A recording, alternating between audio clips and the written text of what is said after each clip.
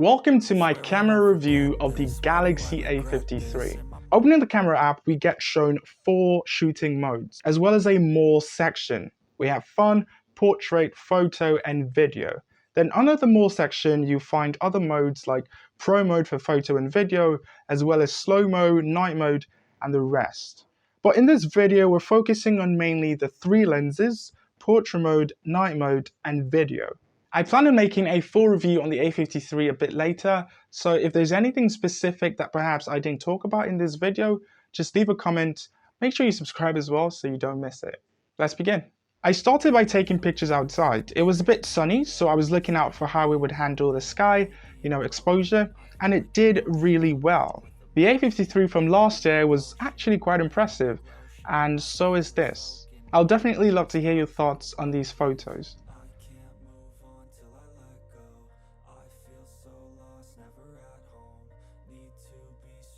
The Ultrawide is really wide, 123 degrees, so it does look distorted as like most ultrawides, and I don't think that's a problem.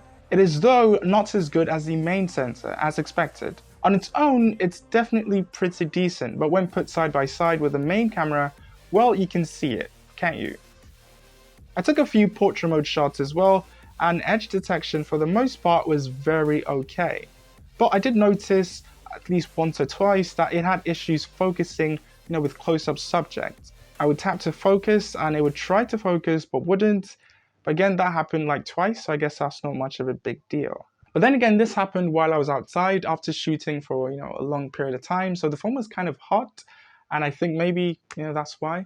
Now let's talk about video. With the RED camera, you can shoot up to 4K 30 FPS, which is definitely welcome. And you can also do it with the front-facing camera, also at 30 frames per second. Okay, so this is what video looks like on the Galaxy A53 5G. This is currently shooting in 4K 30 frames per second. It's a bit windy. So how does the audio sound? I mean, I can still see that the sky is properly exposed, so that's lovely. 4K is looking pretty sharp. Can you even hear me? Okay, so we just switched to 1080p now. Still looks to be pretty okay. I would definitely say it's more stabilized now. Thanks for that. So I don't think there's stabilization at 4K, but at 1080p, you can definitely see how it's more stable. I mean, how does color look? I think it looks pretty good. Let me know what you think.